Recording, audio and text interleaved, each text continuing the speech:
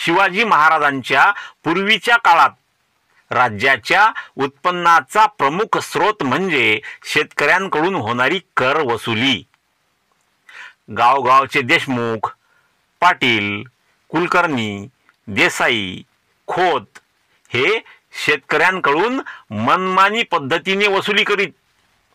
त्यातील ठराविक भाग राजाला देत, परंतु त्याच्या मोबदल्यात शेतकऱ्यांना सुरक्षा किंवा संकट काळात कोणतीही मदत मिळत नसे।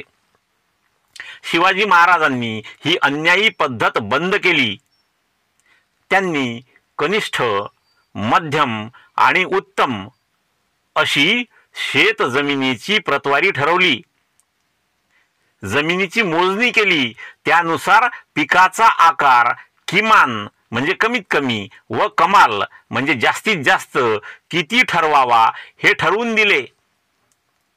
एकूण उत्पन्नाच्या 60% भाग शेतकऱ्याचा व 40% भाग राजाचा हे त्यांनी ठरवून दिले आणि वसुली जमा करण्यासाठी रोख वेतन देऊन कमावीसदारांची नेमणूक केली।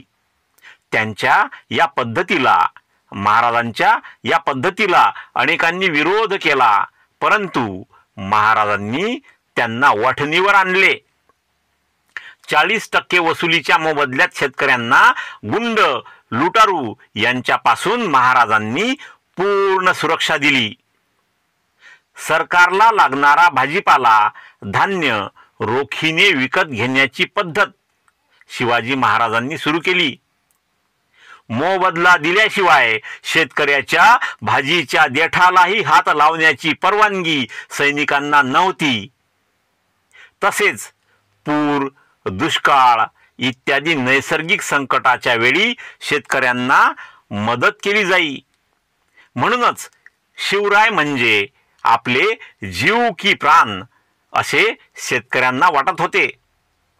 मित्रांनो, हा व्हिडिओ तुम्हाला आवडला असल्यास कृपया व्हिडिओला लाईक करा, व्हिडिओ आपल्या मित्रांमध्ये शेअर करा, तुमच्या चांगल्या कमेंट्स मला पाठवा आणि पहिल्यांदाच या चॅनलला भेट दिली असल्यास कृपया या चॅनलला सबस्क्राईब करा आणि बेल आयकॉनला प्रेस करून त्याला ऑल वर सेट करून ठेवा, म्हणजे मी अपलोड केलेला प्रत्येक व्हिडिओ तुमच्यापर्यंत लवकरात लवकर पोहोचेल।